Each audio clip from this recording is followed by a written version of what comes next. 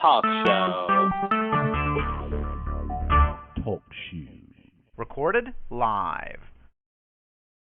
Live from Miami, it's the Justin and Claude Show. Dun dun dun dun dun dun dun. With Starring your host, JP McGillicuddy as Claude. and Michael Landon as Justin. Featuring Today's episode.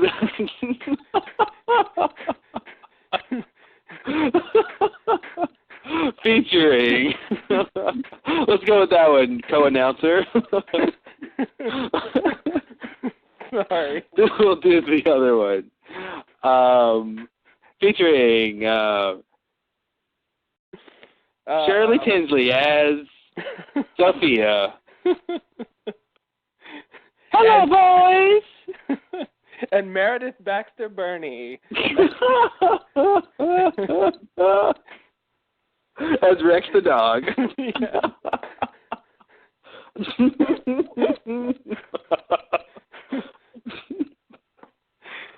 Oh, God. Whew. Today's episode, What is this, anyway? I don't even know. Murder in a Well. Okay.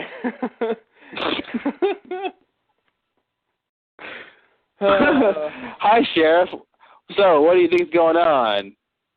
Well, it's murder. Oh. Oh, see? Ah. Well, it's The reverse titular. The reverse titular, folks. See, that's your writing lesson for today. The reverse titular line. All right? Well, see, what you do is you set up a word or phrase, Mm-hmm. and then when it comes time to deliver it, you reverse it. Mm-hmm. And that's how you win Oscars. That's a good technique. Yeah, I think Yeah, all William Goldman taught me that. Yeah. Yeah, it's Country Club. Mm-hmm. They're very good Fig Newtons there. Yeah, I've heard that. Those you can't beat a Fig Newton. It's not a cookie. It's not, you know what? It's not a cookie. And when Country Club, see, this is what I really hate. See, I don't want me to get on my soapbox here, but just let me say, I hate nothing worse than when I go to a country club and they treat the Fig Newtons as cookies. Mm-hmm. Because that's when they, you know, and I hate to say it. I know this is a hot button issue, but I just, you know, I have to say it. You know, you got to do the Fig Newton right, and I know I'm going to offend people. I know I will, because but you know what? When you're a man, no. Oh, dear. See, every soul. And that's when I would launch into. You see, now that's Claude's acting lesson for the day. I'm going through all the theatrical arts here, folks. We're gonna give you your nice. arts education. It's nice to learn something. You know, you think you're just listening to idle chatter, but no. But here we like to educate as well. We do. Now let's talk about onomatopoeia. It's not just a funny word. No, not at all.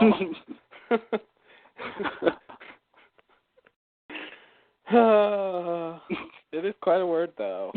Next up, Hitler, friend or foe? Oh. I don't know. I'm going to say dead. And there's your lesson. Yeah. Okay, so what were we talking about before? I guess that was the intro. Yeah, and scene. I guess, yeah. We were talking about the video game thing or the technology thing. Oh, you know what I was saying? Oh, we were talking about how technology has sort of surpassed humans in a lot of ways that count. Mm-hmm. You know, and you were talking about, you know, good luck trying to do, you know, a billion calculations a second, you know, or anything like that. Yeah. And I was thinking machines, and this has been said before, but you know, technology is a lot better at the things that we're not great at, and we're better at the things that we're great at. It's not good in. Right. You know what I mean? Like basically the creative stuff. You know what I mean? And and sort of a physical thing too. Yeah. You know? One of the things I've heard is one of the things like inverse. that computers don't seem to be very good at is pattern recognition. That people seem to be very good at. Yeah, and that's because that's a cognitive thing. Yeah. You know, it's because it's abstract. It's abstract. You know, like if you're an English speaker, which I hope you are, if you're listening to us, but you know, you read words and on various packaging, billboards, whatever products, things. You know, you see letters in all kinds of different forms. They don't actually look the same, but you're easily able to tell what they are. Yeah, you know? And that's very complicated because they are different things. They're different shapes, sizes, colors, you know, everything. Yeah, but it's the same letter. The common thing, you know. Yeah. You can see what it really is. You know, you can see what it has in common with what you know to be that letter. That's pretty impressive. Yeah, it is. It's very impressive. It is, and I think that's one of the things, at least, that computers have a hard time with. Yeah. They don't easily work with a situation like that. And yeah, it just seems like we have like an inverse relationship with them, you know. Yeah. A yin yang, if you will. Yeah. You know. Yeah, the raw computational power, like they win just flat out easily. Yeah. They won years ago. I mean, yeah, they won shortly after they were created. Yeah, I mean they were definitely better than us very quickly. So as far as that goes, and it does make me wonder if they ever make some kind of artificial intelligence, you know, if it's going to also have this computational, you know, advantage. I don't know. It makes me wonder what it's going to be like if that's going to have some influence on its, I don't know, personality or yeah, the ability to basically analyze everything you could possibly want to analyze in any given second. It's almost, I think that's a narrow form of omniscience. Yeah. You know, I think that's pretty intense. It is. You know, to be able to have any thought you want to have simultaneously. And to process that, and you know, billions of times a second. That's insane. Yeah, that's insane. It's crazy. And, it's crazy. It is crazy. And what would they? You know, their actions would have to. They would basically never make a mistake. You know, because they would have so many times before they make an action. They could have easily figured out the best solution a trillion times before they have to react. You know what I mean? So every movement and everything that they do would seem like it would be specifically purposeful. There would be no mistakes. There would be no, you know, no accidents because it's able to process things so fast. You know, it knows, it's so aware of what's going on around itself and in its own, you know, thought processes. Yeah. You know, that's pretty crazy. You know, so you could never probably reason with it. You know, like, you know, if it wanted to kill you, you know, it would have already, by the time you knew that, it would be so convinced it's the right thing to do. Right. In any given situation, no matter what you did. You know, because it would have been able to have, you know, accurate, realistic simulations of any action you could have done. Right. You know what I mean? It won't be affected by pleading or trying to, unless it chooses to be. Unless it chooses to be. You know? And that's really scary, man. That's really scary. Yeah. Because it would have this cold steel logic and it would be right. You know, it would be right. Yeah. All the time. It would never be, you know. Yeah. It just wouldn't be wrong. That's crazy. And that's a strange being to deal with. It is. And that's almost godlike, you know, in a way. Yeah. You know? It is. Wow. That's really terrifying. Yeah. That's really terrifying. I've never thought about that before. Like, I've always thought about AI, but AI with our computational processes. Yeah. But, something with our cognitive abilities and the mind of a supercomputer, yeah. That's what I've never thought about before. Yeah, because I think if you give a human being the computation power of even we saw that on Next Generation when Barclay was transformed by like the nanites or whatever. Yeah. And he that's what happened to him, and you saw what happened. Right. And that's the same thing. That's exactly what happened. They were trying to reason with him, and they couldn't because he was right. He knew the best course of action. He did, yeah. Yeah. Yeah. And in the end, like, he just took him to a place, and I mean, he didn't really do him any harm. It was just like this is the thing to do. Yeah. And he's like, sorry, it's an inconvenience, but this is what we got to do. Yeah. It made it seem like he was evil, but he was just kind of doing, what needs to be done, I guess. Yeah, it's hard to disagree with that. Yeah, it is. And that's what's crazy, man. And my saying is, I just hope we become the next thing before the next thing is finished. Yeah. I hope we were able to make a transition, and because if we're pretty much what we are now, and AI takes form, and and we're not equipped, yeah, to deal with that. Yeah, I feel like they're going to be hard pressed to deal with us. The way we have to be. And that's saying of true independent AI, because obviously the first models we would have to sort of program some sort of safeguard, but at a certain point they almost would have to be able to get out of those, to really have its own free will, Yeah. No, at first, it'll be controllable, but at a certain point, if they're really if they're really free to do stuff, then they start doing the kind of stuff, I don't know, they start improving themselves. When they start improving themselves and banding together and asking for rights, that's when that's when it's time to get scary, And I was just thinking, now I forgot. Oh man, now I forgot. You forgot. What did you say right before that? Oh no.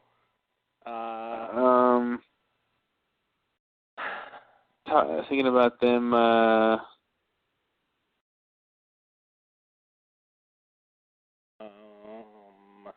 mind of a supercomputer. I can't remember. I don't know. I can't either. But yeah. Oh, I was saying about them. Yeah, I don't remember.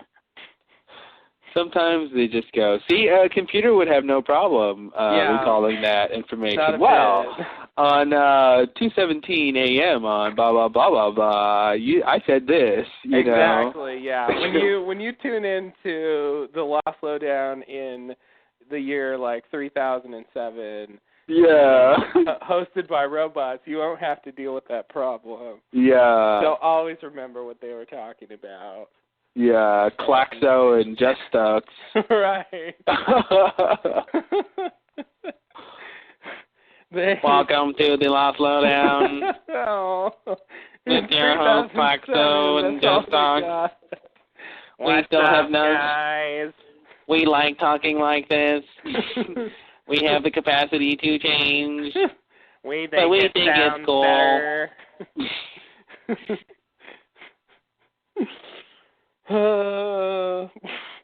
I hope Lost isn't on in 2007. Can you believe the way Lost 3000 ended? Yeah. The island was nothing more than a multi-vortex plexure. That's laughable. Hee hee. They always go with a simple explanation. Those silly Class 4 model writers. Oh God. Yeah, man. You know what? I think robots are gonna have their own problems. Yeah. Because in terms of bettering themselves, like what about the ones who are gonna be, needing, even if they have their own society, like in like the Matrix or something, the machine city, like the runt machines who were like doing the manual labor, were they okay doing that? Mm-hmm. Versus the ones who are maybe doing something else or doing something more interesting, like Yeah. do they, if they really truly have some sort of consciousness, will their machine logic, just completely, not want them to be more than just what they are? Right. Because that could be the limitation too. Yeah. Like because I think the difference might be the machine society would do what it could to better the society as a whole, but I think humans individually have a want to better themselves, as individuals, not just for society as a whole, Yeah. And I think that might be a fundamental difference, Yeah. Yeah. So you would get these great machines that are the top and the advanced AI kind of stuff and whatever, but then they would have other ones too to do other things. Mhm. That would just be simple machines. Right. Yeah. And I don't know. I don't think I can't really see why it would be worse. I don't really know what the result of that would be. It's Yeah, I don't know either.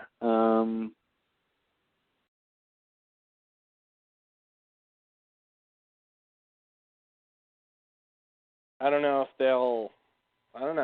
if they'll have goals or desires or I don't know.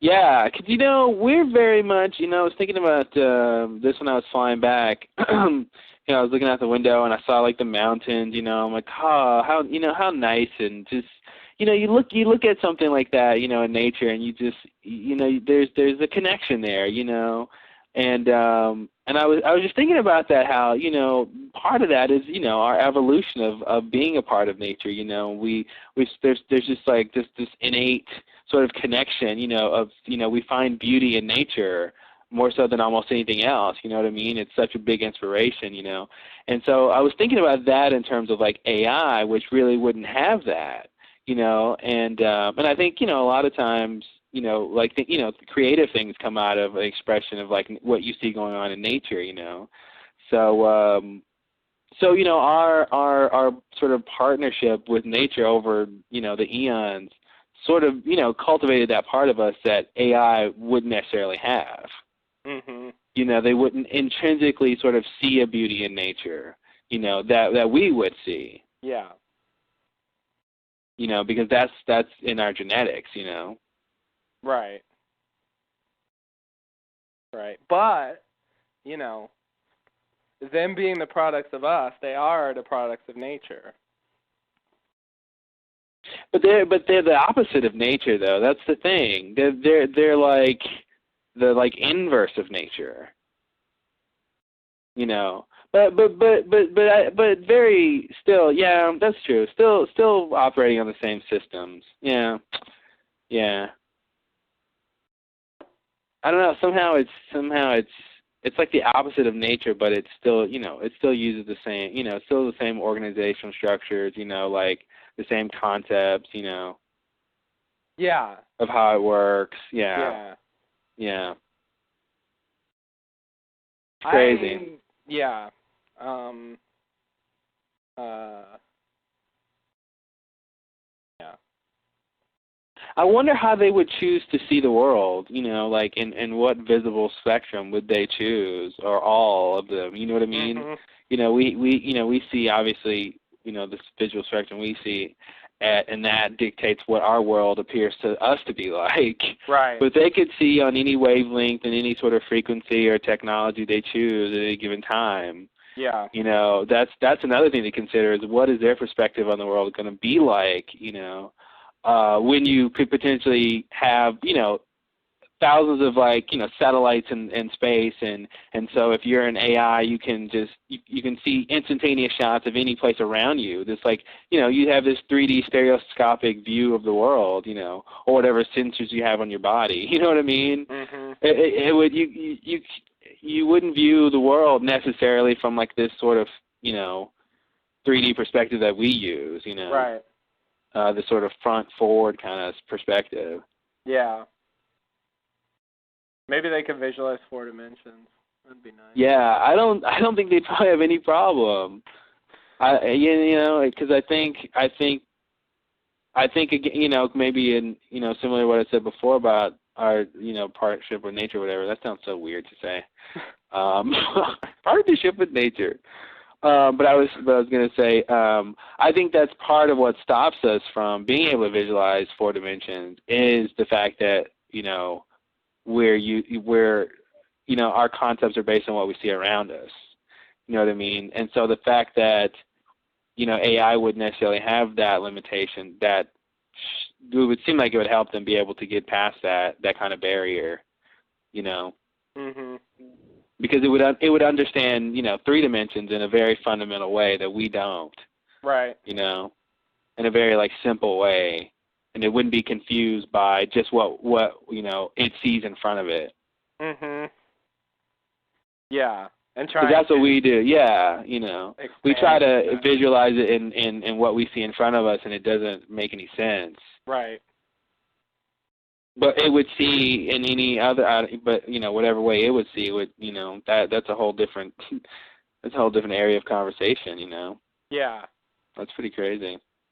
Yeah, it is. And hearing too, any of our senses really. Right. You know, I mean, it could hear anything and everything all the time. You know. Mhm. And process that, and, you know, and carry on a conversation, and read a book, and do a jig. I don't know. Why not? And play cards, and throw that in there too. and take a test, and, like, you can do whatever you wanted. You know, and the only real limitations will be physical. Yeah. You know, that's the only thing. It'll be, you can only have so much going, you know. But I think that'll be the next level. You know.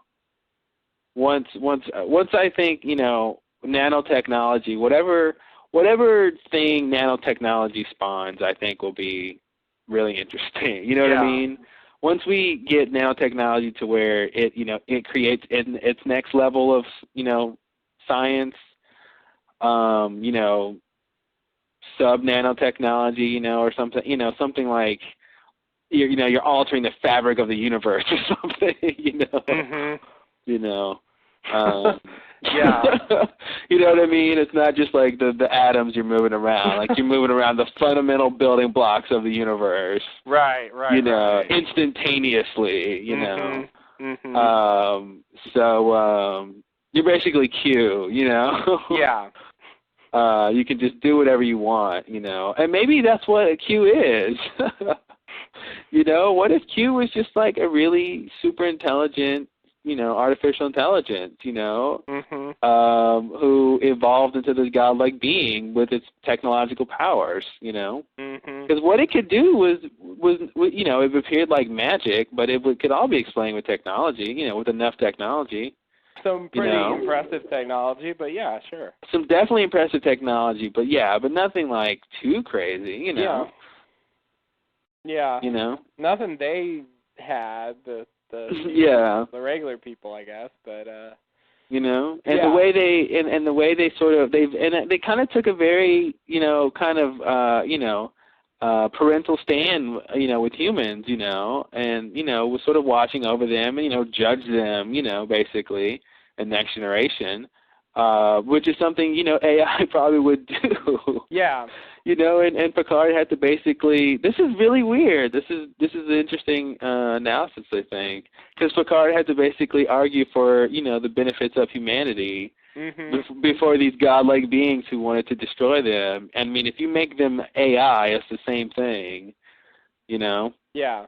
I can see that happening, of them saying, well, why should we keep you around? Yeah, me too. Yeah, that's I feel like they will come to that at a certain point. Yeah, you know? And they would give us the chance to argue it, even if they could guess our arguments, you know. Yeah. I think they would give us the courtesy of arguing it, you know. Yeah. Yeah, I would buy that. I would buy that. I wouldn't want to be there, but. Oh my God, man, that's a cool idea for a script. Oh my God, that's a cool idea for like a short script. A man who has to argue before like the AI council or something. Mhm. Why they should destroy humans. Yeah, it's a tough one. Wow. Because I have sympathy for their position. Wow. That would be a cool piece, man. Wow. Someone should write that. Yeah. I don't think I could. I don't think I could do that justice. You'd need some sort of philosopher to get in on that one. Yeah. Yeah. You know, you'd need some like I'd have to do some research to write that one. Mhm. To make it as good as it should be. Right. You know. Yeah, yeah. There's a lot of ground you should cover there. Mhm. So David Mamet should do it. he could get pretty close, I think. Yeah. He it would could be get a pretty departure close. for him, but Yeah. But I mean, the gravity of it, I think he could capture. Yeah, I agree. Yeah. And the wordiness and the like the you know the intensity of the logic. Right. Yeah. And the way of speaking and stuff like that. Yeah. Yeah. Yeah, that'd be nice. I don't think he's doing that though. I think he's just doing a movie about ultimate fighting. God. It's about time. I can't wait. I know. It sounds so bad to me. Like, really? Come on, Mamet. That's all you got? He ain't got nothing. I don't know. I haven't really liked anything he's done since, like, 2000. Yeah. So. He's lost it. I wish he'd take on something like that. But no, look at these guys. They're beating each other up good. What more do you want from me?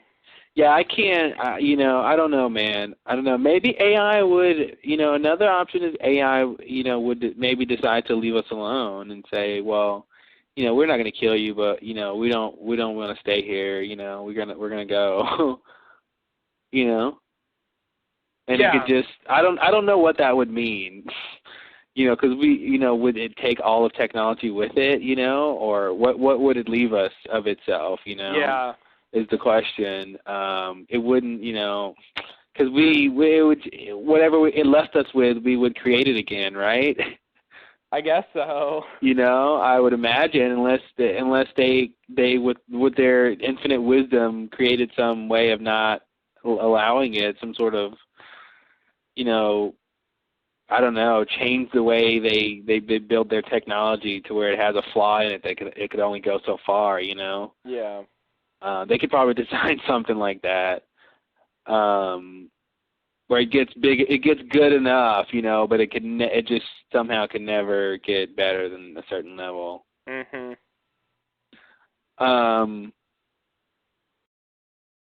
Because otherwise we would just create it again, and Yeah. See if it works out better. My biggest question about the universe is if there's life in the universe, I mean it boggles my mind to imagine what the similarities could be, and what its history would be. Yeah. Like is it prone to the same things we're prone to? You know what I mean? Like, are there, does it have math? Does it, what are the common things? So we can see, is it us or is it the universe? You know what I mean? Right. In terms of our skills and what we do and what we're interested in, and Yeah. I think if they have societies and technology and all that, I think they have to have math. I don't think it's possible that they don't. unless they're just sort of living in the wild. Mhm. I think that's the only way you can get by without it. Because it was there really early, Language and then math. Yeah. So in that order. Let's talk to each other so we can count stuff. Exactly. That's pretty much what it was. Yeah. Yeah. So I'm sure other stuff. Yeah. I mean, it could be. I don't know. There's a decent amount of diversity here on Earth, and yeah, I mean a huge amount, of different kinds of animals, Yeah. All different and just on this one planet, hundreds of thousands of kinds of animals, thousands of species, just like an insane amount actually, if you think about it. Yeah. It's not just like, oh, you got, 1,000 kinds of animals on the planet. It's an insane amount of animals, It is, yeah. It's all over the place. Yeah, it's insane. And I think even if life springs up somewhere else, it isn't necessarily. It could be just like it was when there were dinosaurs everywhere. Yeah, yeah, definitely. Like that, that kind of thing can happen. The process of evolution can take you down a lot of crazy roads. And yeah. But that's the thing. It depends on what evolves there. Yeah. Because what if the first thing to evolve was well, I guess it just depends on what's going on the planet. But it basically And the other thing is, like I think I told you about that Voyager episode about dinosaurs basically on Earth, the species of dinosaur that survived the meteor, the asteroid that distinguished the dinosaurs, Mm-hmm. And it's this whole episode about them being our, they grew up and evolved, and so we were from the monkey, the ape route, but they were from the reptile route, basically. Right. Oh, it became the same thing. So, what's my point? I'm not sure.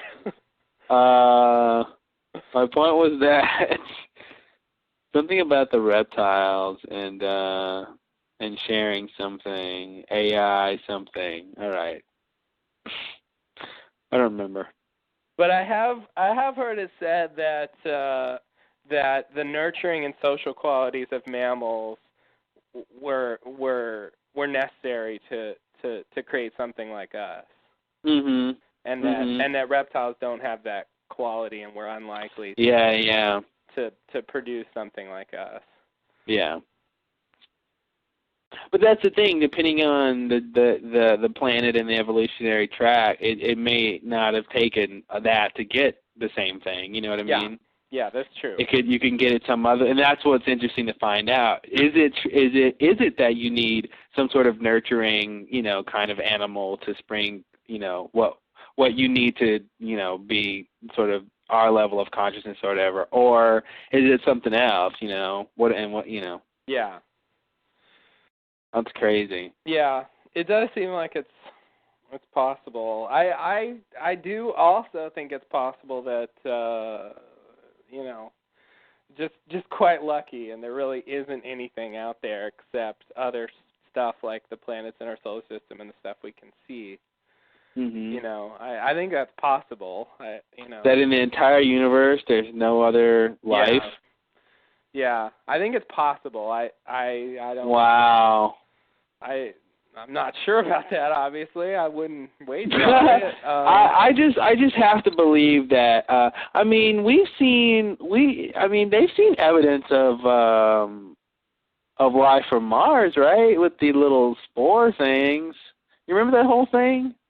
Oh. When they found the meteors and it had the fossilized bacteria.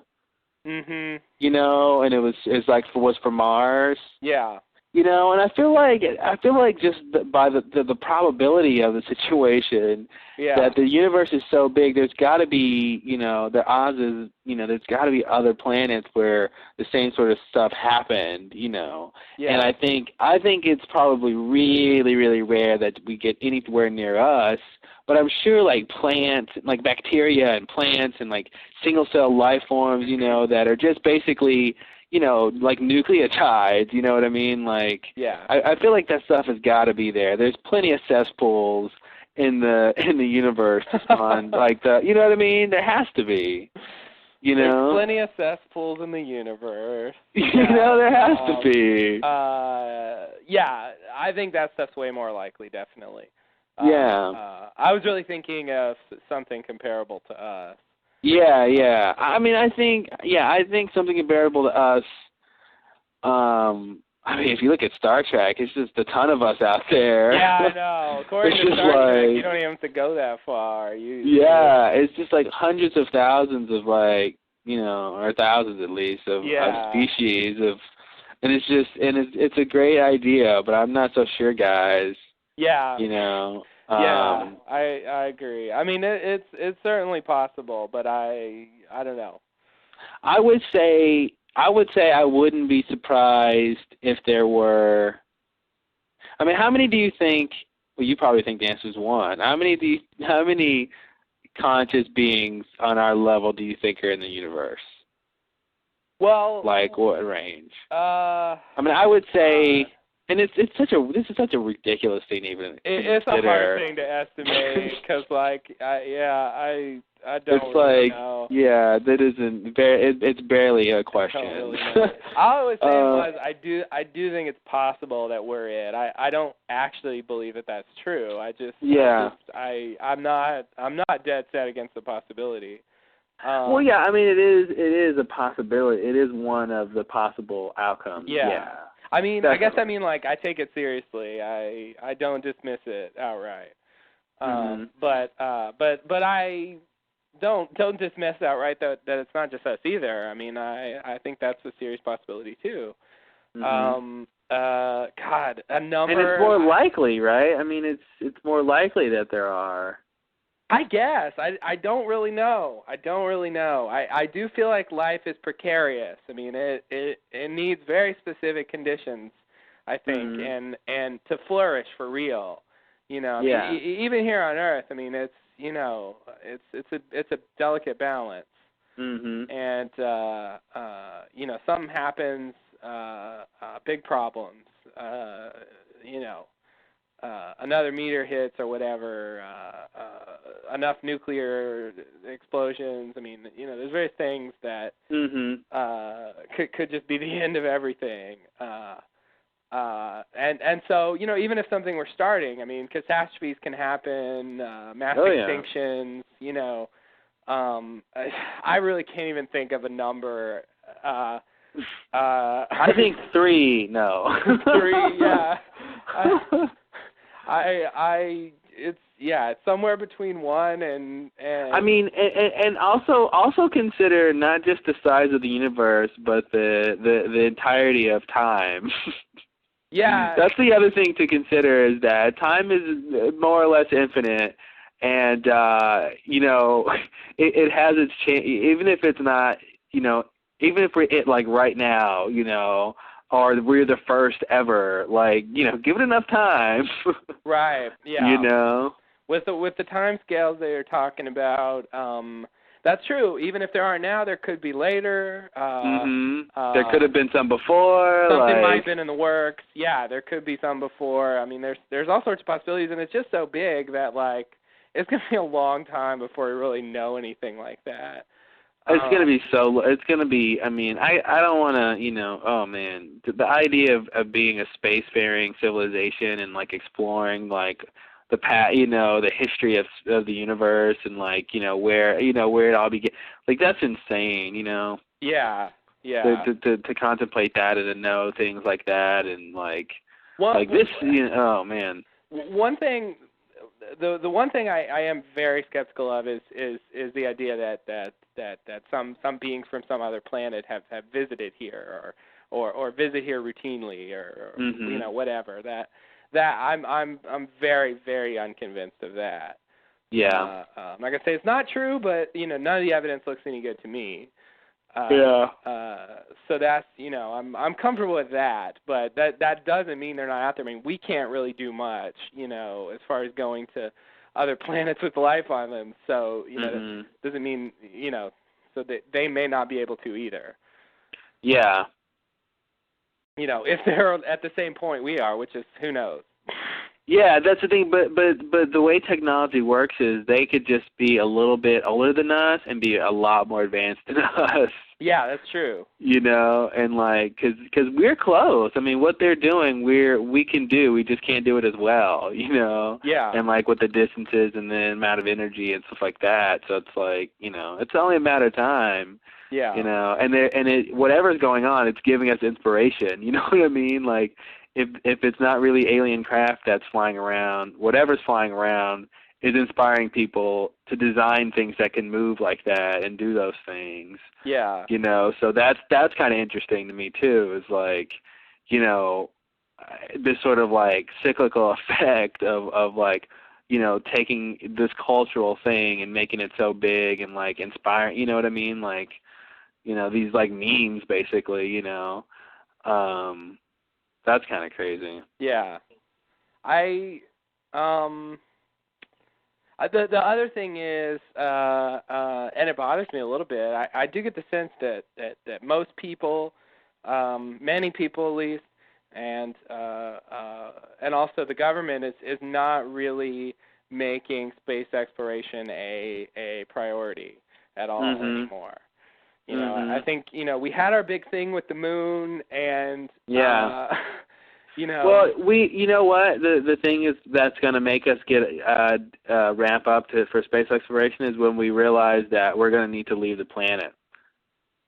Yeah, that's true. I think when that happens, that's really what's going to take off. Yeah. And and we're seeing more. It's they're kind of commercializing space travel now, and I think that might be another big thing too. Is if we get to the point in the next 50 years or so where you can go take a trip around the moon, that's going to really motivate people, I think, to be interested in okay, well, what's it like to actually, go to the moon? Yeah. What's it like to actually, go to a theme park on the moon? What's it like to live on the moon? Okay, now what's it like to visit Mars? Mm-hmm. And I think like a lot of technology, it's going to take commercialization to make it really flourish. Mm-hmm. Like in 2001 when he's flying on the spacecraft, but it's just like an airplane. You know what I mean? But it's space travel. Right. And it's just commonplace, I think that's what's interesting is the a lot of our successes are dependent upon other things that we do, because a lot of times it does take commercialization. It takes people to figure out, okay, how can we make money on this, for people to be interested in it. Right. And to like investigate it, Yeah. Yeah, I mean that's the thing. I want people to be intrinsically interested in it. Just for its own sake. I feel like it's worth it. Yeah, but and I think the way our society is, the average people aren't. Because that kind of thing isn't cultivated. I think some people are, yeah, intrinsically interested in that, but I think everyone can't be. But I think that kind of, what am I trying to say? I think the level of what the average person, what we would say want the average person to think or believe, I think increases over time. You know what I mean?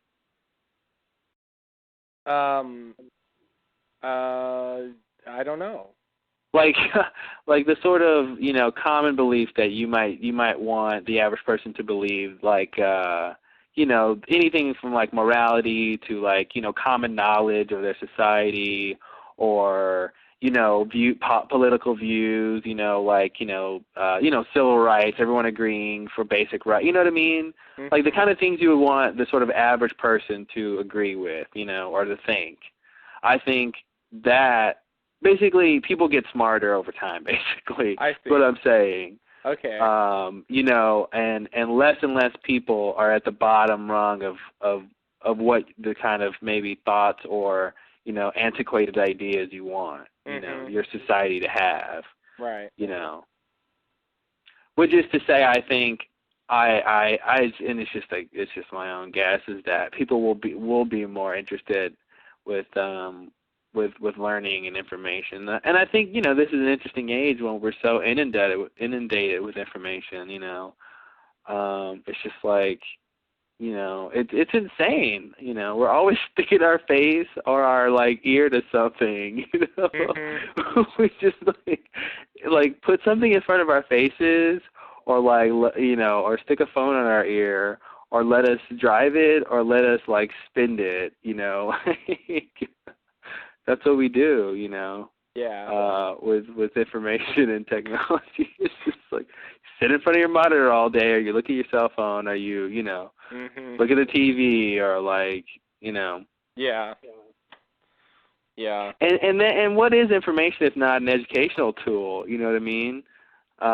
It's a bigger bandwidth to educate people for things. Right. And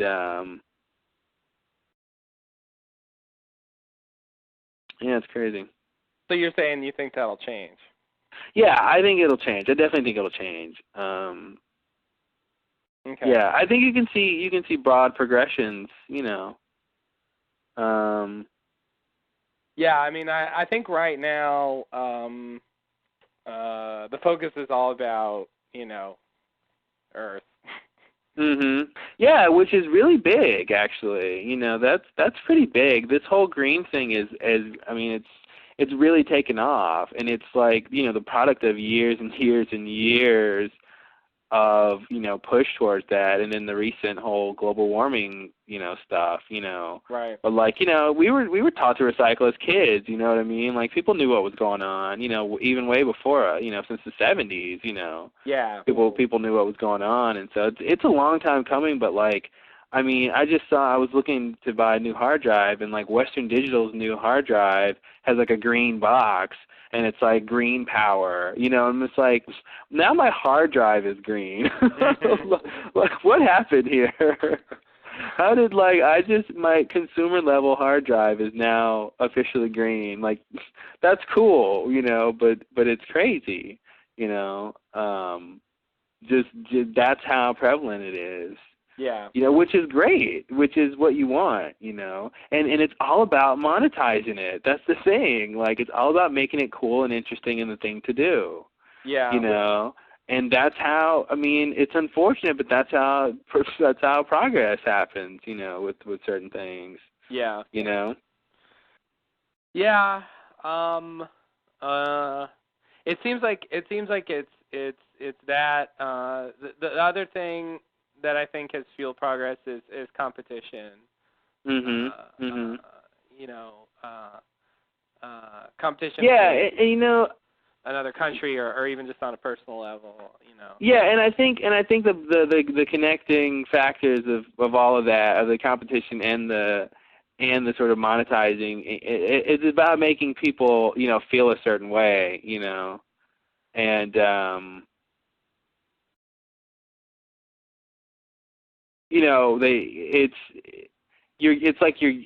it's almost incentivizing them in a way, you know what I mean? There's something, when it's a competition, there's something to be proud of, and they'll put their energy into that because of that, Right. Or if they're making money off of it, or if it's the cool thing to have, it's all about making the person feel a certain way by doing the thing. You know what I mean? Even if it's volunteer work, it's making them feel good about doing this thing. Mm-hmm. You know what I mean? So, a lot of what we do is very emotionally based. Yeah, it is. It is. It seems like people need to be pushed a little bit. Mhm. Well, they need an incentive. I mean, what is there to what's cool about space right now? Well, I mean, I just a while ago I remember reading, was it one of the Voyagers reached the edge of the solar system, and they're reading about this whole solar disk thing or whatever it's called. It's this crazy thing you wouldn't think would be at the edge of the solar system, but it's this barrier kind of thing, and it was going to pass it, and it was, this may have been a long time ago, I don't remember, but that kind of stuff was cool. But not everyone is interested in that kind of stuff. I mean, and that's why we, have the society we have now is because different people are interested in different things, Yeah. Because everyone can be interested in astronomy and space travel, Right. If we did, we'd have a great spacefaring society with like little elves, Mhm. Yeah, I don't need everybody to be interested in it. I guess I just need them to think that it's important. Yeah, that's true. And be willing to fund it. Yeah. They can keep their interest if they'll give me that. Yeah, and I think people are getting more broad in their acceptance of technology, and I think and understand the importance of it, because they're seeing what like technology can really potentially do for because once you get to okay, this technology may be able to cure cancer or cure a disease, then people are okay. Well, maybe it's not so bad. You know what I mean? Like stem cell research or something. Well, okay, maybe it's not so bad if it saves lives. Right. And that's the kind of thing where that the sort of acceptance of it just sort of comes in waves, where it just gradually becomes the sort of average. Everyone can sort of agree that that's okay. But before it was like not so great. By a lot of people. So I don't know what my point is, but that's that. I guess I just I long for the days when the shuttles would take off and people would watch it on TV, and it was, it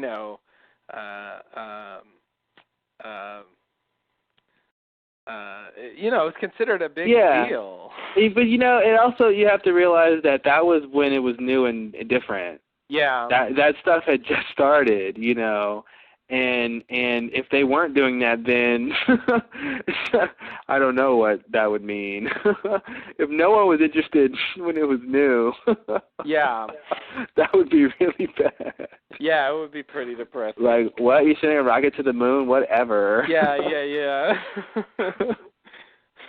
Tell me help something with my interesting. Mortgage. Yeah, exactly. That won't keep Nixon in office. Yeah.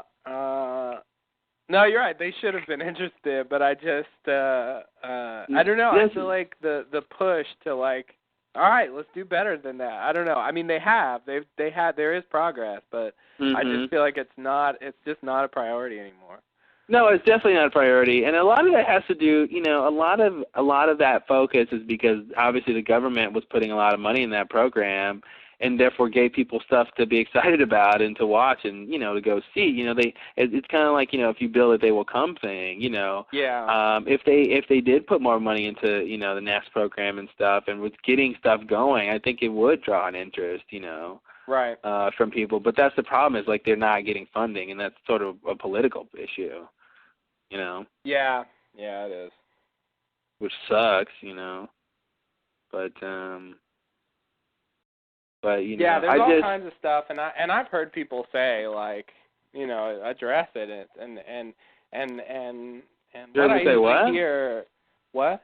You heard people say what? I've heard people address the issue, on a news program or political debate situation or whatever.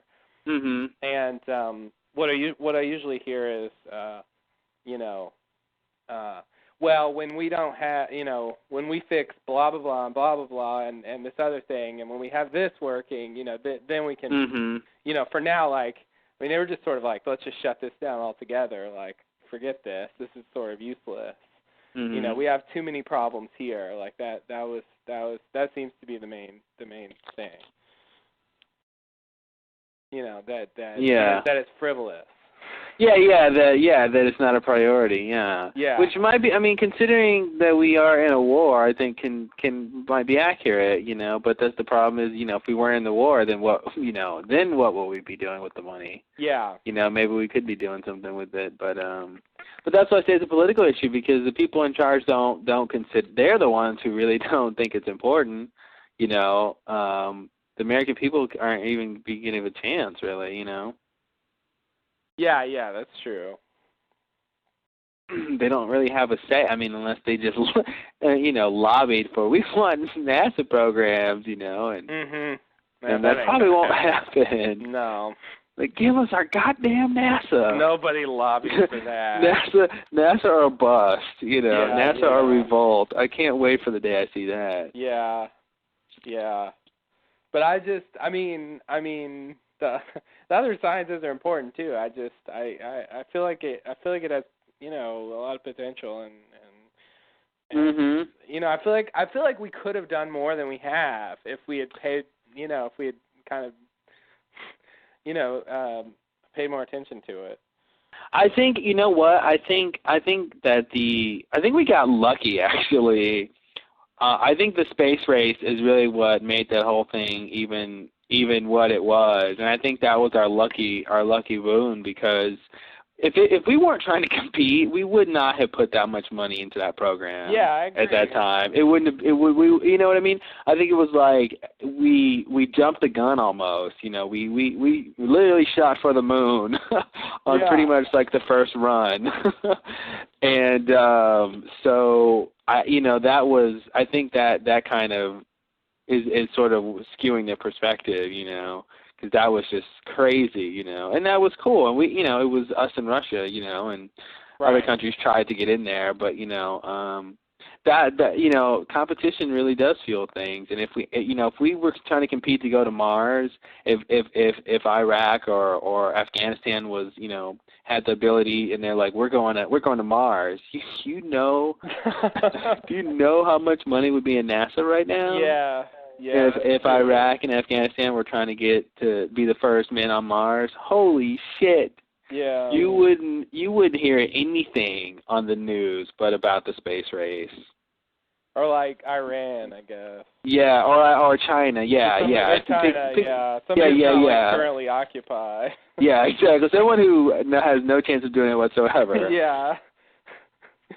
I mean, maybe like before we were in there, but yeah, I agree. If they announced like, we're going to, that would definitely. That would be if China said we're gonna be at Mars by 2015, United States would be in Mars tomorrow. Wow, yeah, and I'm not going to be surprised. It's going to happen. It's definitely going to happen. Some country is going to say, okay, we're going to do it. Someone's going to be the first, to do that. So it's going to happen. Yeah. We're not going to never go to Mars. Right.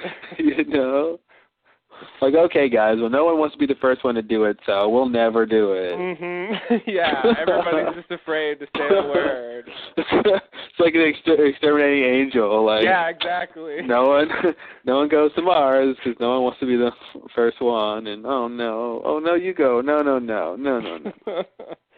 Yeah, they never get there. You first. Oh no, wouldn't dream of it. It's wouldn't dream it in the world. Go right ahead.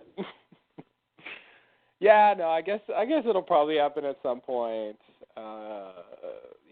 Assuming we don't extinguish ourselves in the next few years or whatever. Assuming everything goes okay.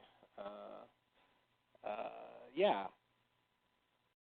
it should happen eventually. We should do way better than that eventually. I mean, I feel like with what we have, we should be able to just really get out there, have some kind of propulsion that can really travel, great distances in reasonable lengths of time. I think it only takes 6 months to get out there. 6 months? Yeah. To get out where? To Mars. Oh, I'm talking about way farther than that. Oh. I want to go outside the solar system. I want to go, Oh, so you're talking a long time from now. Yeah, I feel like, I don't know, but I feel like we should be closer to that.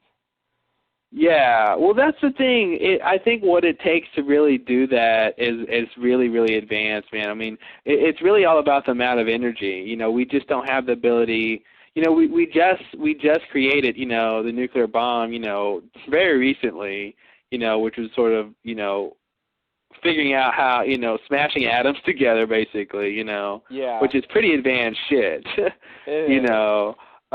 So, being able to harness something like that, like cold fusion, being able to perfect something like that is really what it's going to take for us to get anywhere like that, because you need so much amount, like perfecting, like, solar panel, energy transfers, or, something where you can just get a lot of energy. Because we're still burning fossil fuels. Don't forget. Oh yeah. Like That's pretty much. we're barely tapping into geopower. We're barely doing wind and solar and Mhm. and hydropower. So like, but all that stuff is relatively new. Considering the Industrial Revolution wasn't that long ago. Yeah, no, that's true. It is relatively new. But yeah, I mean, even most, or at least a lot of power plants are coal or oil based. Yeah, I mean, we can't even get like electric cars on the road. Yeah. We're not gonna be soaring around the solar system. Yeah. We don't even have flying cars here. Right. Yeah, that's true. That's true. Yeah, flying cars. That's going to be tricky.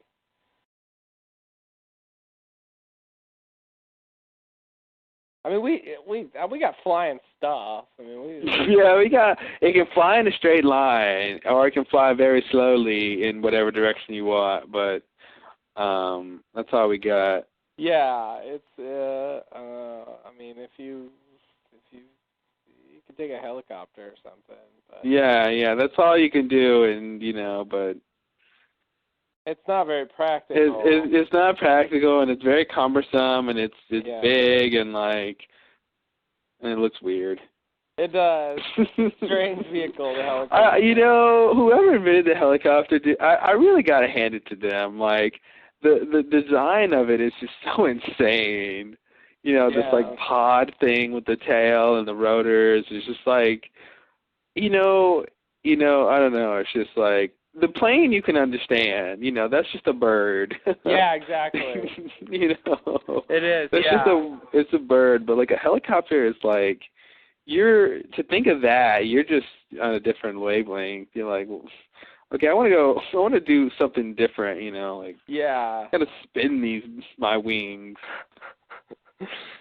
Yeah, it seems like it took a little more ingenuity to think about how to do that. Mhm. With the plane, it was like once we're in the air, we can glide. We know how to glide. We know how to glide, and like we can go fast. We just need some way to get ourselves going. I think that was a big hurdle. Yeah, exactly. It's just like launching, a paper airplane. Yeah. Right, exactly. Yeah, like the flapping method isn't very good for something you build. The birds, we couldn't really mimic the ratio between the size of the bird and its wings. Yeah. And to make that flapping work. Yeah, exactly. And it would be this big, rapidly moving part. Yeah. This huge, and it would be just vibrating and jostling, and everyone would die from like the motion of it. Yeah. Can you imagine a plane, a mechanical bird, like a bird plane, like really flying by flapping its wings, like super fast, these super hydraulic systems, like whoosh, whoosh, whoosh, whoosh, whoosh. Yeah, no. And it makes this like awful sound, and it knocks down everything in its path, and like, of course. You know what I mean? And like I don't even know how it has to land on a perch, right? Because otherwise it would like break its wings on the ground. Pretty much, yeah. It basically just lands on like the roof of the airport. Yeah. Get off. Oh man, the bird plane is not an invention. I'm glad that never existed. No.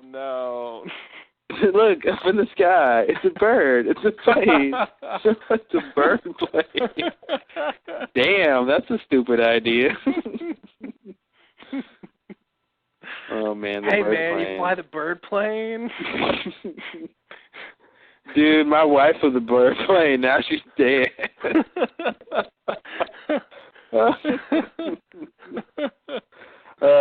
A bigger hawk bird plane attacked her. Oh. Attacked her plane. Oh, man. But she saved 3 of the eggs, so all was not lost. I like how they're really birds. Yeah, they're really birds. They just mimic like everything. They're laying eggs. They're eating each other. It's just. Yeah, I had to keep going. I had to take it to the next level. You really did. I didn't see it going there. I thought they were just gonna fly. I didn't think they were. No, they're birds. gonna lay eggs. Yeah, they laid eggs. Oh no, this is scary. The bird. But guess what's in the eggs? I don't know. Your luggage. Oh, I didn't see that coming. Yeah, of course. Your luggage in the eggs. So when the airport loses your luggage, you gotta go look for a big broken egg somewhere. Oh, God. Oh, God, that's awful. Oh, man. You know, I've always found egg laying kind of gross. It is gross. Like, to me, it seems really alien. It seems really crazy. Like, yeah, it is very. It's very like, you know, you have spawned your next evolution. Yeah, you know? yeah, exactly. Yeah, it's this laying out this small form of you that's not quite done. Mm-hmm. Yeah, exactly. That's what's scary. It's not quite done. It's not ready yet. Just let it bake a little. It'll. Yeah. Yeah. That is scary. No. Thing out of you. I don't know. There's just something maybe I'm just biased, or you know, to the mammal way, but I don't know. The mammal way is not that crazy itself, you know. I mean, just the idea of, you know, you got 2 cells and you put them together and they create this, you know, this multi-billion trillion cell being, you know, shortly thereafter in 9 months. Yeah, and then you creepy too. Yeah, and then it's like, you know, this sort of like genetic copy of the 2, you know. Yeah. You know, that's pretty crazy. Yeah. Yeah. Yeah, having a thing sort of live inside you and feed off of you, and that's not fun either. No. This little version of yourself. But at least when it comes out, it's the right thing already.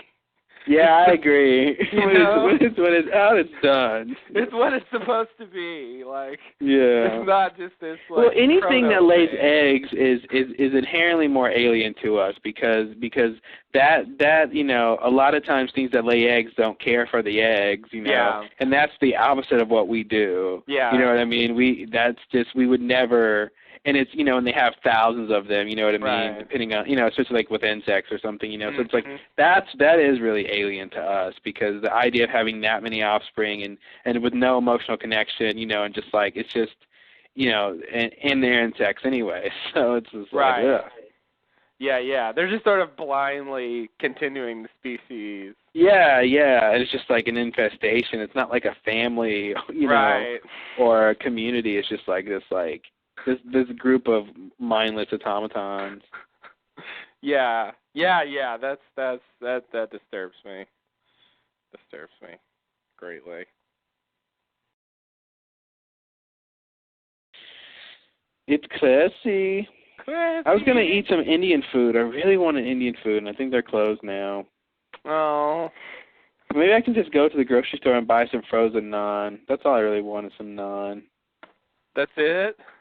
Well, no, but that's what I would sell for. Oh, okay. I mean, naan isn't a meal. No, but it's the best.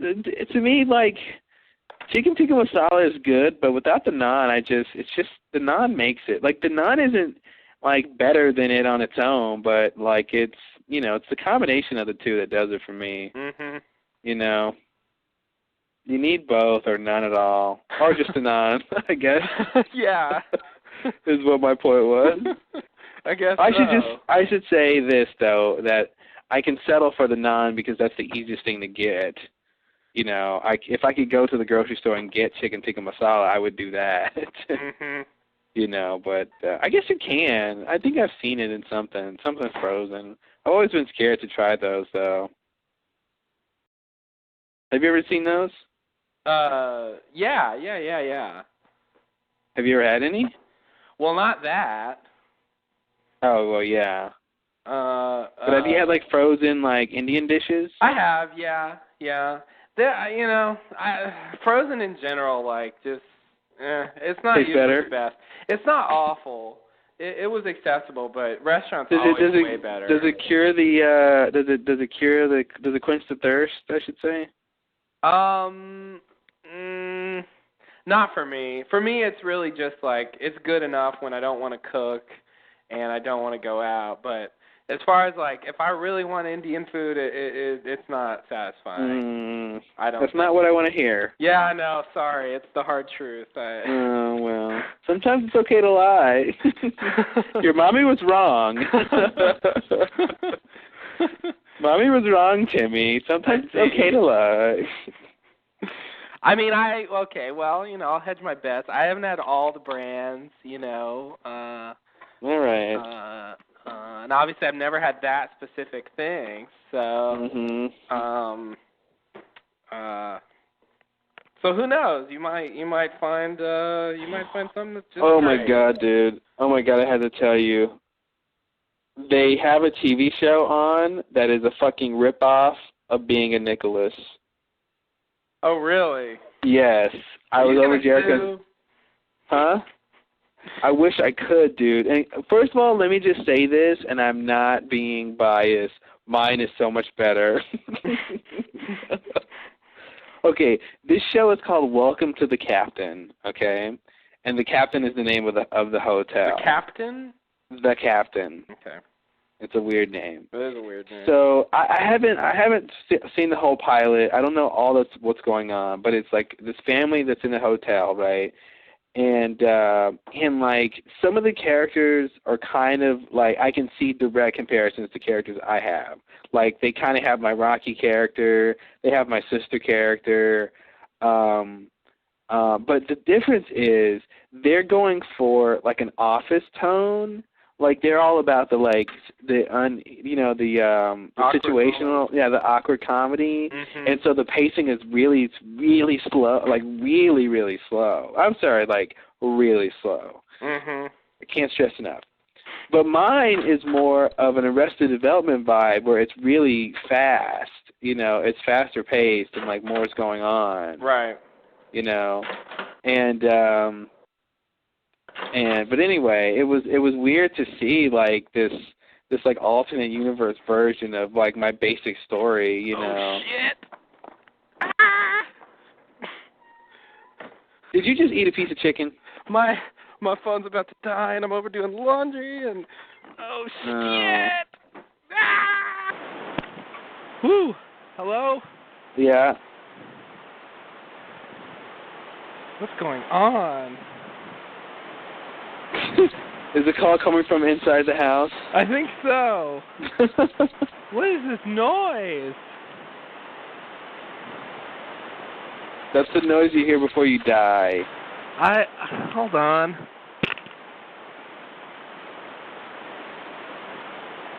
It's a scary noise.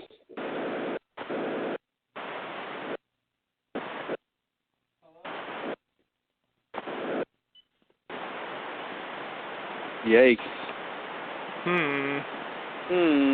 I think I might have to call back. All right. Well, we can end the podcast. I can't. There's this horrible static. Yeah, that's weird.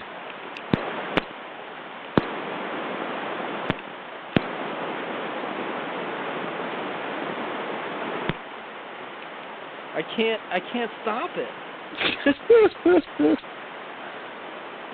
It's unstoppable. It's unstoppable. Well, okay.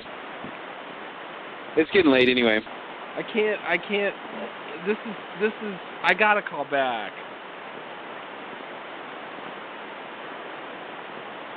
Can you hear me? Barely. Well, let's just end the podcast. But. Or do you want to just call back? Whoa! It's over. Whoa! We got to ride out the storm. Whoo! Look at that. Wow, that was weird. All right. Oh wait, maybe we're just in the eye of the storm now. Did you not hear that at all? Hear what? All the static. Yeah, I heard it. Oh, it was. You could hear it. Yeah. Wow. Oh, I'm sorry. Damn, I was hoping like you couldn't hear it. No, I totally heard it. Fuck. I picked it up a little too late, and I think something weird happened because I wasn't able to hang up the phone. It just died. Yeah, that's probably what happened. Yeah, it died before it really hung up. Yeah. I almost made it. I was seconds away. God damn it.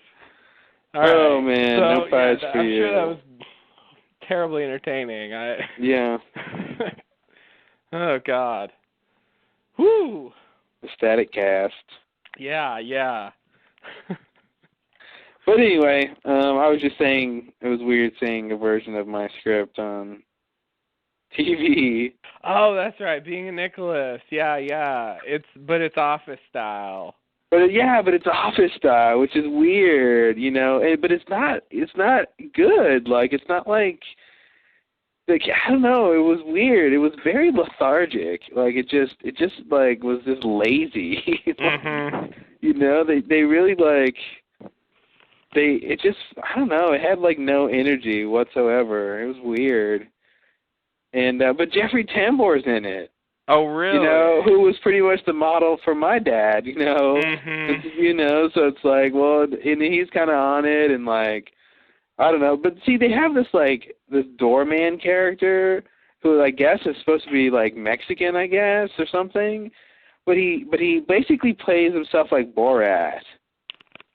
You know, he's got like the mustache and everything, and that's what they're going for is like this Borat thing, and it's just really unfunny. Oh no! You know, and he had way too much screen time. But Borat way is too hilarious. much. Yeah, the kiddies love that, don't they? No, I like Borat, but that kind of thing can be awful. No, and it's not even good. It's not, you know, it's like Borat light. It doesn't do what makes Borat interesting. Yeah. You know, it's just like the boring part of Borat, you know. And yeah, it was just a weird show. Yeah, that sounds pretty bad. And it's on CBS, and it's like, you know, my show could never be on CBS. Yeah. Yeah, CBS is awful. Yeah, CBS just doesn't really do. The only CBS comedies I've liked in the last 10 years was like, and I didn't see all of it, but I saw several episodes I liked. This one called Yes Dear, which was pretty good, and like. Yes, dear. Yeah, exactly, and what else? I don't even know what else. I didn't like, you know, Something About Raymond. Something About Raymond. Oh, what's it called? Oh, everyone loves Raymond. Something About Raymond. Something About Raymond.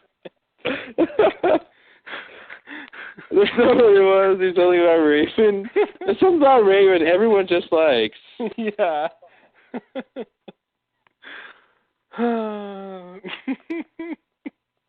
There's something about you. And then my nose. Yeah.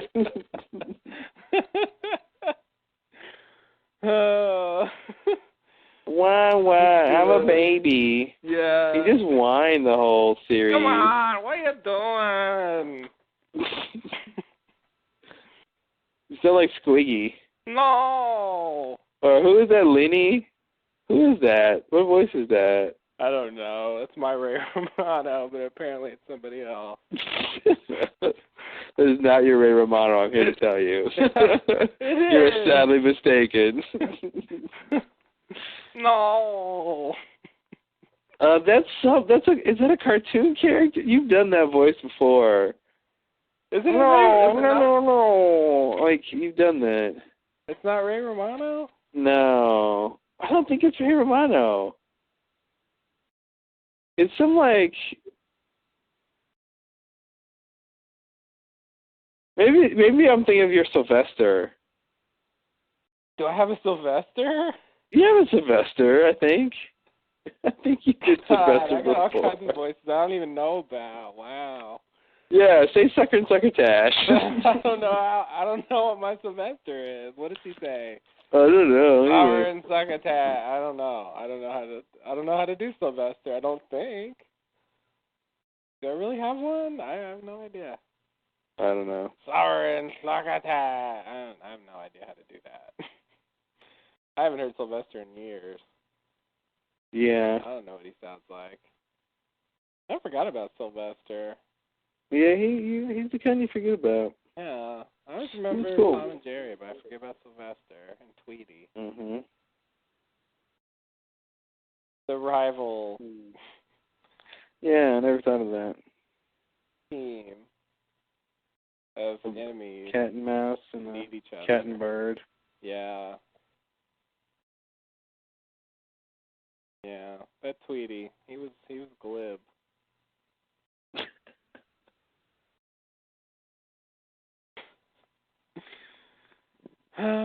Anyway, what did you say about? Oh yeah, Tweety and Grandma. Something about Raymond. I don't think. I may be wrong. I don't think I've ever liked a CBS show. Murphy Brown. Well, in the last 10 years. Okay, I knew it. I liked that when I was 10. I know, exactly. I know. Back then, I would watch any fucking thing that was on TV. I mean, I was not, my tastes were not terribly refined. I mean, I watched all kinds of stuff that I don't even think was entertaining. It was there. I don't know. Something about it was compelling to me. But yeah, Murphy Brown, okay. I watched it. No, but like I said, in the last 10 years, yeah. But most of the shows that I've really liked have been NBC. ABC, NBC, or Fox. Mhm. I don't think I've enjoyed a WB or a UPN show. UPN has all the Star Trek, so they get those for me. Oh, okay. If that counts. Yeah. I don't think the UPN existed when the Next Generation was on, or maybe really late in the game. Yeah, it was late in the game. It was Paramount 21. Yeah. Yeah. WB, I've had my fair share of WB shows. Actually a lot of WB shows. Yeah. It seems like CBS picks I don't know. Crappy stuff. Yeah. Yeah, they have a different demographic, I think, that they go for.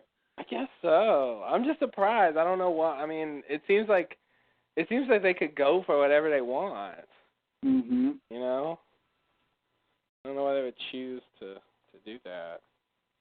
Because they already have their audience built in, I think. You know what I mean? Yeah. I think it's like they didn't necessarily choose it, but that's who they already have, so that's who they cater to. Yeah.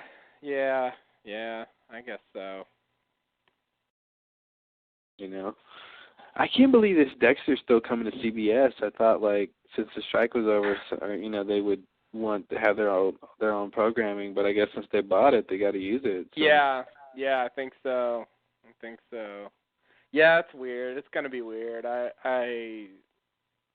wouldn't recommend anybody watching that. It's always weird when there's a cable show on network TV.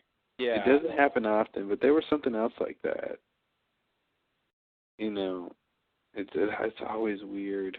Yeah. I mean, season 2's got enough problems without just taking all kinds of stuff out. Like it's already a mess. Mhm. Have fun, guys. I'll watch season 3, but man, I don't know what they're gonna do now. Yeah. I'm scared, but They could lose me if season 3 is bad enough. Mhm. They probably won't lose me because I watch everything. But Yeah. Oh, have you ever seen The Wire? no, I haven't. That's the one show that people keep talking about. I saw a little bit of one episode, and I didn't really care for it. I don't think it's the kind of show I would like. I see. My impression of it, like, I'm sure it's probably really good, but I don't think the subject matter and the storylines would interest me. Mhm. Because I don't really like cop-related shows at all. Mhm. Like, I don't watch any procedural shows. Yeah. I don't like that at all. Yeah. And I don't know, that's just like the one genre of like TV I just can't stand. Mhm. I don't like medical shows. Mhm.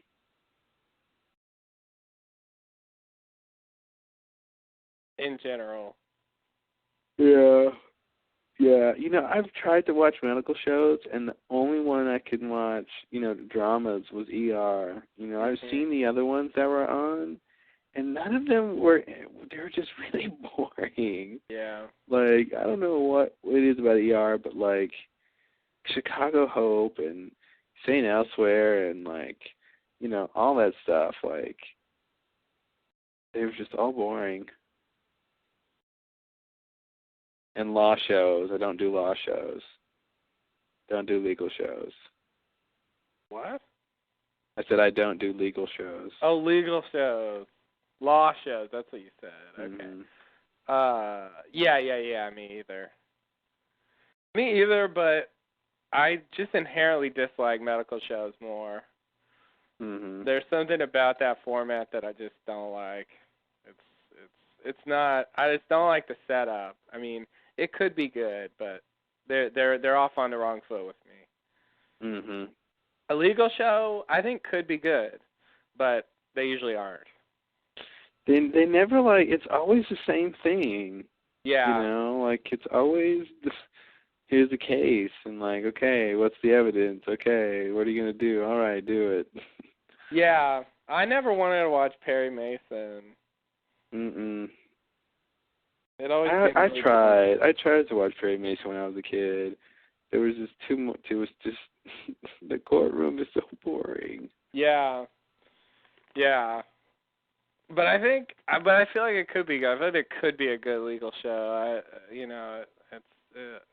I feel like there is interesting stuff there, but it just never turns out that way. Police shows, they're usually not very good either. But I have heard grumblings about The Wire being really good, and yeah, everyone says it's great. I mean, I believe them, but I don't think I'd like it. Yeah.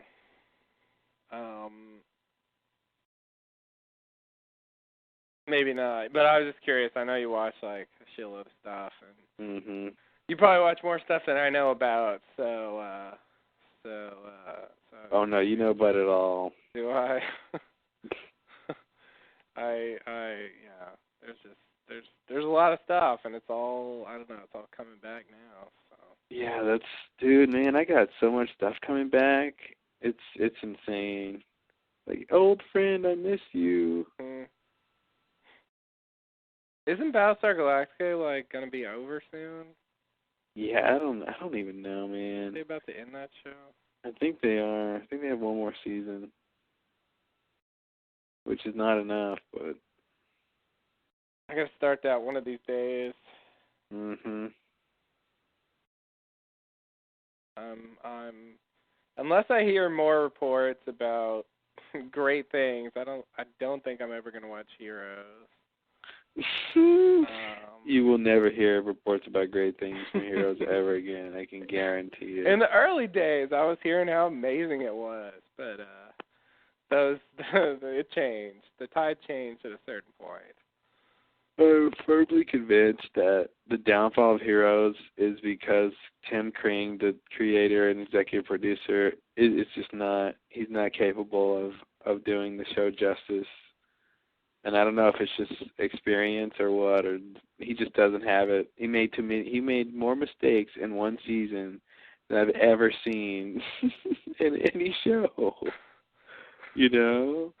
Like clear cut easy mistakes that even I'm just like, why did you do that? You know, like this is just stupid. Mm-hmm. You know, like why would you skip?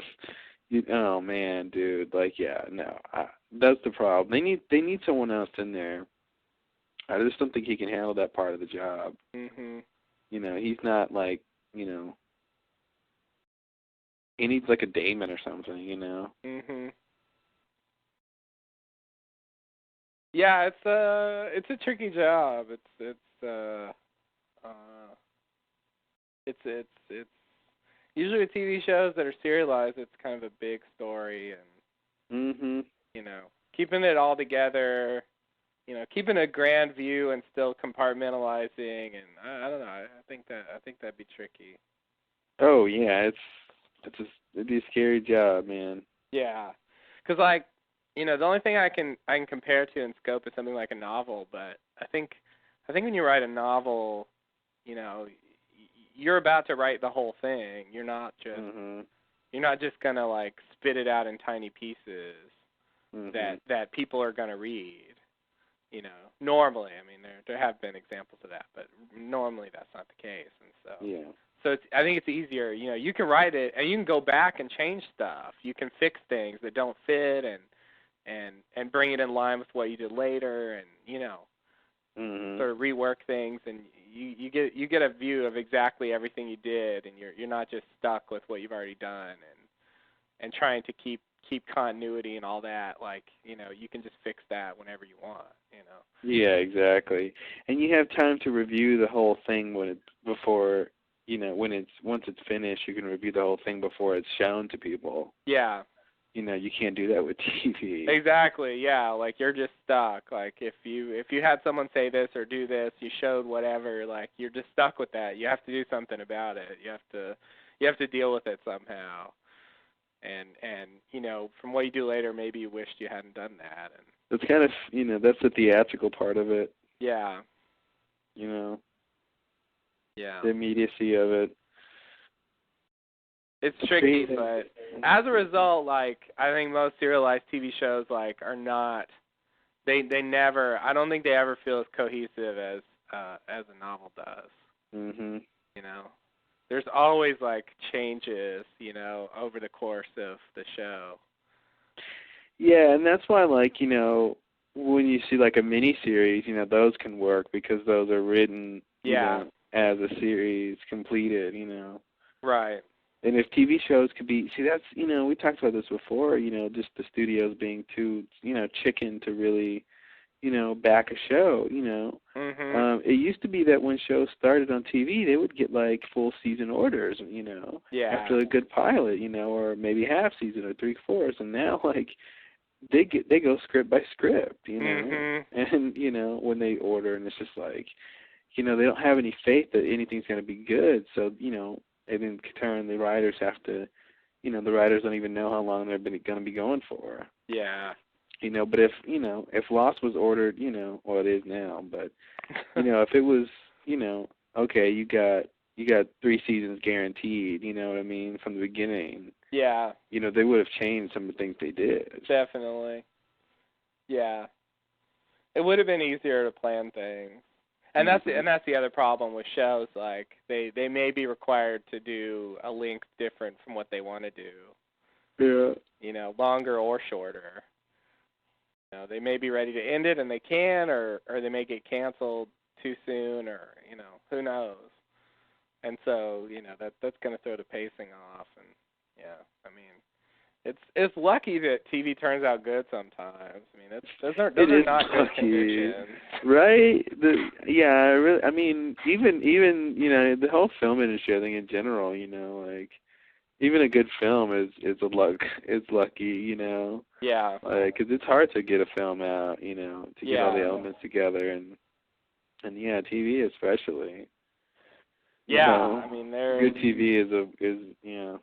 Yeah, it's just this precarious balance. They have to maintain the audience and worry about, you know, how long they're going to be on, and you know, especially with serialized show. I think shows that are episodic have less problems with that. Mm-hmm. They can stop or start whenever. Who cares? They're, you know, Yeah. there's no grand story they're trying to tell. I think serialized shows are the ones that have trouble, and they're really the ones I like the most, and so, you know, that's what I always get to see. Mm-hmm. But every show I've seen like that, it just, you know, you go season to season and things change. It's different. It looks different. It just feels different. Like, you know, it's just weird. That doesn't, you know, that doesn't normally happen Mm-hmm. with a shorter thing like a movie or a miniseries or novel. Yeah. You know. So Yeah, it's the same people have show, aged but and they've changed, and it's, you know, it's its own thing though. That's what makes it its own thing. yeah, it is. It is. And I like the long form. I like the big scope. I wish I could have that without the downside. Mhm. But Just like a 100-hour movie. yeah.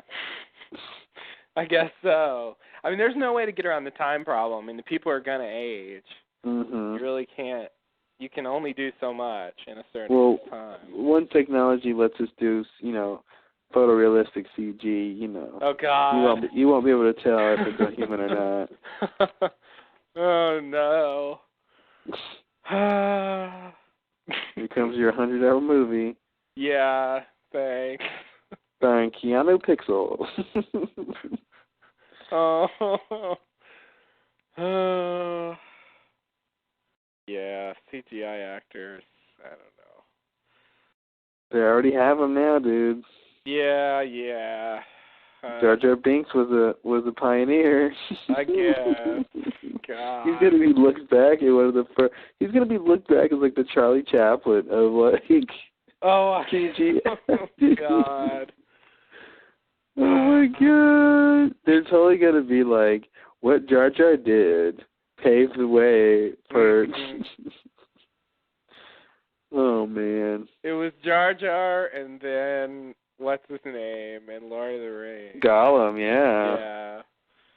Yeah. Yeah, Gollum was the dramatic side. He was like you know, who's a good early dramatic actor?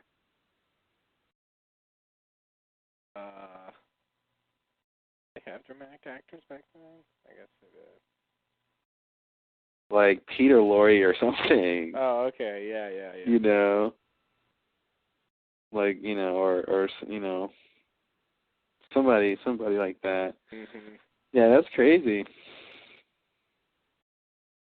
And then imagine what if you have AI that wants to act? Right. What is AI gonna do if it wants to be an actor? Yeah, that's weird. I don't know. I don't know. That's creepy and weird. Scary. But in the case, well, with Gollum and Jar Jar, like, they're not playing humans, so that's like, you know, what else can you do? I mean, you can have someone dress up in a suit, you know. That's you know, that's pretty much what they did before they had CGI, but yeah. Sadly. Sadly, in some cases, sure. Yeah, no, I mean, it's the way to go, you know. That new movie, what's it called? It's all CG with it's like some Greek thing. You know what I'm talking about? No, I was gonna say. Oh, like Beowulf. Beowulf. Oh, Beowulf. I don't even. I've never heard of that. I don't know what that is. CGI movie about Beowulf, presumably. Yeah. You're smart. You're a smart one. Thank you. It was just a little elementary deduction, Watson. Yeah. I'm trying to think of this CG movie called Beowulf. I wonder what that's about. I wonder what that is. A CG movie about Beowulf. What I meant was the classic tale Beowulf. Mhm. You know. When you say it like that, it makes it seem like I'm just like repeating the title. I was trying to say that, but No. Yeah, I know. But that's what I'm saying, is you were saying that. It's like, I don't know, it's like if I said, I don't know, if I said it's like if I said the name of something and I didn't know what I was talking about. Like, I could say that about a title, Yeah. That's, I don't know, but whatever. I know that's what you meant, but it just sounded that way to me. Yeah. That's whatever. Beowulf, all CGI, huh? That's a weird thing to do. Angelina Jolie's in it, and what? But it's CGI. She's not. Is she CGI now? She had the full plastic surgery operation. Wow. That's amazing. Dude, I think we were probably the first humans to ever utter that concept. But I guarantee you we won't be the last. Somebody someday will ask if an actress is CGI now. And it will make sense. It will be true. As a legitimate thing to ask. Mm-hmm. Are you sure she's in this? Yeah. I don't even see her in the credits. Oh, she's in it. Am I not looking? Oh, there she is. Grendel's mother. Yeah, okay. The CG looks really, really good, but it's not, obviously, you can tell. You can tell. It looks really, really good, but you can tell it's CG. Some shots are better than others, but I see. But, Yeah. Yeah, it's good. It's good, but not. Yeah.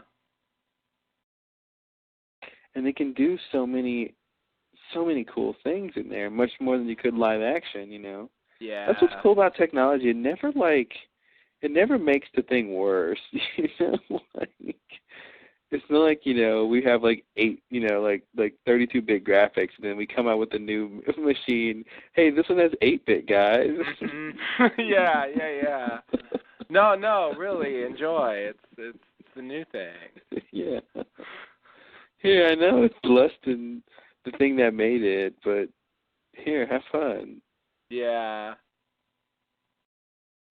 Yeah, I mean, the appeal of this is sort of the appeal of animation. You can you can accomplish all sorts of things without having to perform crazy effects and build stuff and Yeah. spend a shitload of money. It looks pretty good. It definitely looks like CG. The day I can't tell is the day they've come a long way. Yeah. It has gotten better. I will admit that. But I will tell you though, when I first watched the trailer, I did not know it was CG. Really? I can't. Yeah, and I've seen other people watch it and watch the whole thing and not know it's CG. And the only reason I could tell was at a certain point they were like in darkness and like fire was around and some of the motion looked kind of weird. But I thought it was just like the style of how they were shooting it. Mm-hmm. And then at the end they start showing close-ups of faces, and then you can tell. Yeah. But if you're not really watching, it looks real. It just looks stylized, but it looks real. Yeah. Yeah, the still photos are pretty good, but I do think the motion is that's a weakness. Mhm. Motion and the finer bits, like the close-ups of faces, like all the tiny things that happen when you look at someone, in a close-up, like it's they don't have that down. And also just the way people walk and stuff like that. It's pretty good, and they are just like taking it from people, but it's still just a little too smooth or something. It's not. Yeah. It's not quite right. But you know, compared to what I used to openly mock like 7 or 8 years ago, like it's gotten a lot better. Yeah, compared to you know, a giant ant attacking the city. Yeah. You know, using tricks of photography to enlarge an ant in a glass. Mhm. So it looks like it's attacking a building. Oh. That's the best they could do. Yeah. Well, you know. It's so sad. It is pretty sad. It's just a little parlor trick. Mhm. Yeah.